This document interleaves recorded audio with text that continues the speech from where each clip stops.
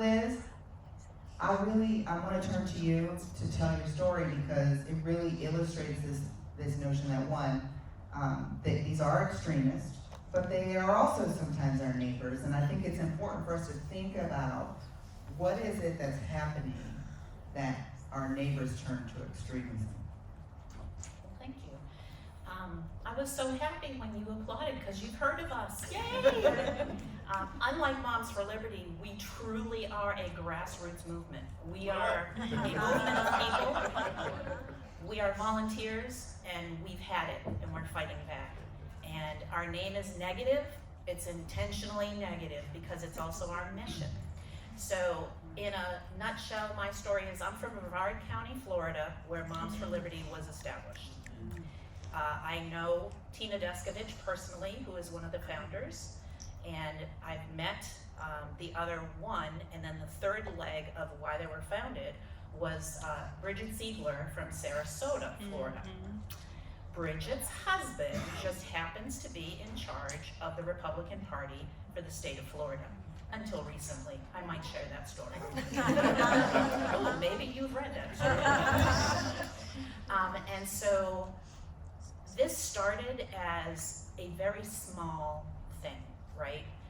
Tina Descovich lost her seat on a pretty much, or I'll say very much, Republican-based community, and she lost her seat and she was humiliated by the person that was elected.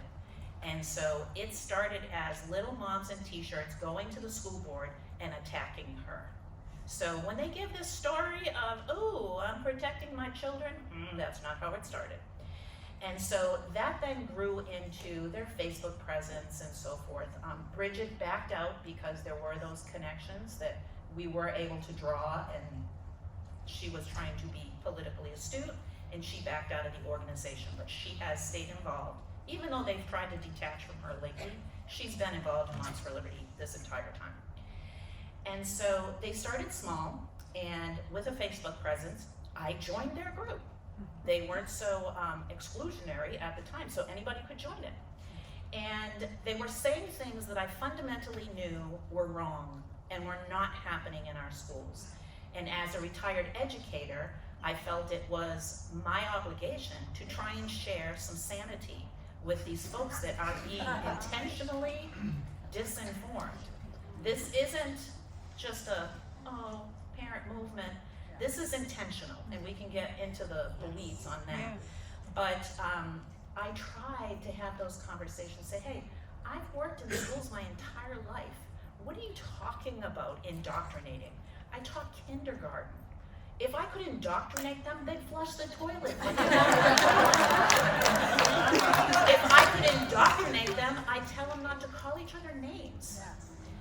They had no clue, and yet they were being fed this information. They like to object to the label, but it is an absolute fear campaign that has been fueled across this country to really go against the public school system. And as was mentioned, this isn't about the quality of any schooling or any education. It is about driving public money into the private domain.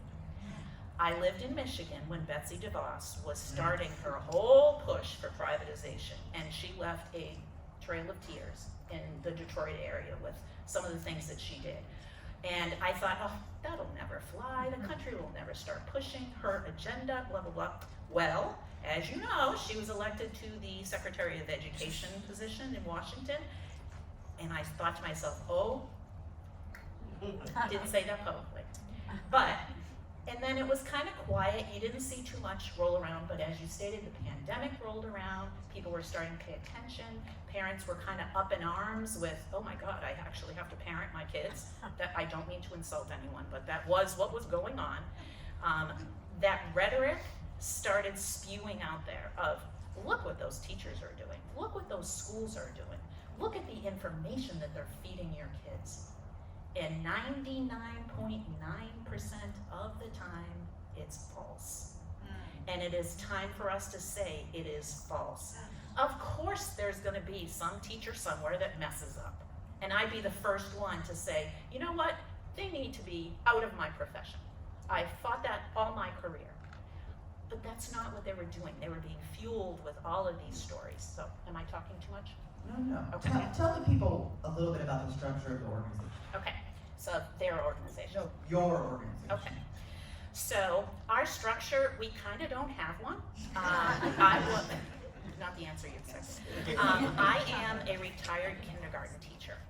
So to finish the story that I started on, and then I went off track, I started having conversations in their group, and instead of actually thinking, there's a person that did it as a living, maybe she knows what she's talking about, the day I was called a groomer, and it was about ready to throw out my entire career, my life's work of taking care of other people's children, I said, uh-oh, we got a problem here. And that's the day that Stop Moms for Liberty was developed. Just little old me, sitting around and saying, nope, no more. I was interviewed recently on Larry Daniels' Favors show on Sirius XM, and she heard the story and she says, ooh, a retired kindergarten teacher that they came after one too many times. And I said, yeah, that's pretty much what happened. So we started small in Brevard County, just some local advocacy. And I thought to myself, if I was attacked, are teachers being attacked? Is this happening, really? And I found out across the state of Florida that absolutely, that was their mode of existence, that they were in this attack mode against educators, against administrators, against librarians. It wasn't as bad librarians at the time, but it's grown exponentially. And I thought, are my colleagues facing what I'm facing? I'm retired, I don't have to go in and do that hard work every day. But are my colleagues, youthful teachers that have decided to dedicate their lives to the most honorable profession in the world, are they being attacked? And sure enough, I found out, yeah, unfortunately. So fast forward, we opened a lot of groups across the state of Florida, and South Carolina reached out to us and said, hey, we've got a lot of stuff going on with this group called Moms for Liberty. Have you thought about branching out? And I went, no, not really. I'm retired. I thought I would be reading the books on my counter that had been stacked. And so I said, okay, we can give it a try. So we opened that chapter, and it was like wildfire. It spread across the country. We're now in 46 states. And there are no monies involved at all. And I did that strategically, and boy, it was a hard decision, and I regret it a lot, but I would still do the same thing, because no one can come after us and say that we're funded by anyone. We have no budget, we are not a 501c3, so we can say whatever we want. And it was just this amazing thing that unfolded across the country, that the majority of people in this country believe in our public school system. And they will defend our public school system. And they believe in freedom of reading.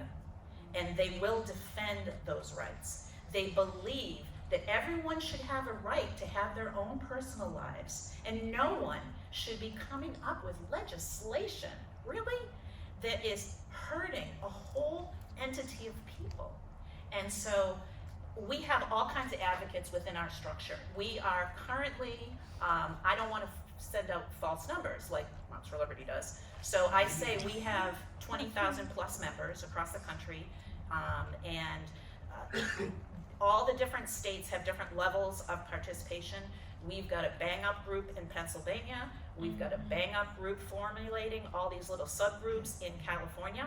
And our whole mission is, what I found when I started reaching out and seeing, is anybody fighting this? You know, are there things that are happening that are pushing back?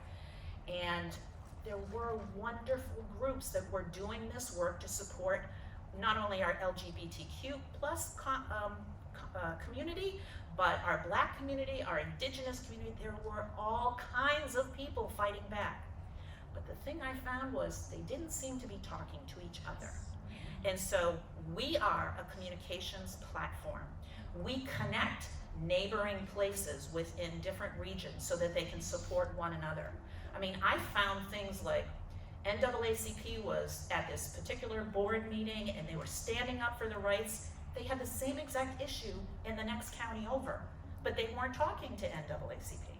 You know, so it's connecting those dots. We are strictly for communication. We have some, actions that we take, but mainly we are connecting the boots on the ground that are doing the work. And that's the strength of what we're doing. And I jokingly, but it's kind of the truth, Moms for Liberty seems to blame us for every little thing that happens to them. Badge of honor. And I say, yes, that was us. Even though it might not have any connection to us. Because, if they want to think that we are after them, they're right. Thank you for that. I mean,